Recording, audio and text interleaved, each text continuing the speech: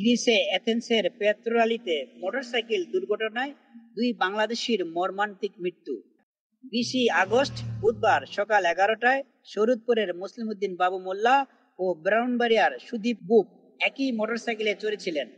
হঠাৎ করে নিয়ন্ত্রণ হারিয়ে ফেলে রাস্তায় দাঁড়িয়ে থাকা খুঁটির সাথে ধাক্কা খেয়ে ঘটনাস্থলেই মোটরসাইকেলের পিছনে বসা বাবু মোল্লা নিহত হন। অন্যজন সুদীপ গুপ আহত হয়। একটি অ্যাম্বুলেন্স এবং একটি মোবাইল ইউনিট তাৎক্ষণিক ঘটনাস্থলে পৌঁছায়। দুজনকেই নাইস জেনারেল স্টেট হাসপাতালে নিয়ে যাওয়া হয়। সেখানে দুজনের মধ্যে একজনকে মৃত ঘোষণা করে কর্তব্যরত ডাক্তার, অন্যজন চিকিৎসাধীন অবস্থায় মৃত্যুবরণ করেন। তাদের এই দুজনের মর্মান্তিক মৃত্যুতে গ্রিসে বসবাসকারী শরীয়তপুরবাসী এবং হিন্দু কমিউনিটি ইন গ্রিস শোক প্রকাশ করেছেন। তাদের মৃত্যুর সত্যতা যাচাই এবং দ্রুততার সহিত বাংলাদেশে লাশ প্রেরণের জন্য দূতাবাসের সাথে যোগাযোগ করলে দূতাবাস জানায় আইনি সকল কার্যক্রম শেষ করার পরে তাদের লাশ বাংলাদেশে পরিবারের কাছে পাঠানো হবে। নিহত মুসলিমউদ্দিন বাবু শরীয়তপুর জেলার দেশহাতরা গ্রামের সন্তান।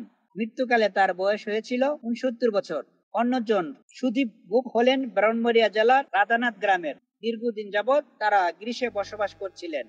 মৃত্যুর কারণ হিসেবে হিন্দু কমিউনিটির সভাপতি নিখিল শাহ বলেন, রাত জেগে কাজ করে বিশ্রাম না নিয়ে অন্য কাজে যোগদান করে কাজ শেষ করে ঘরে ফেরার পথেই এই দুর্ঘটনা ঘটে।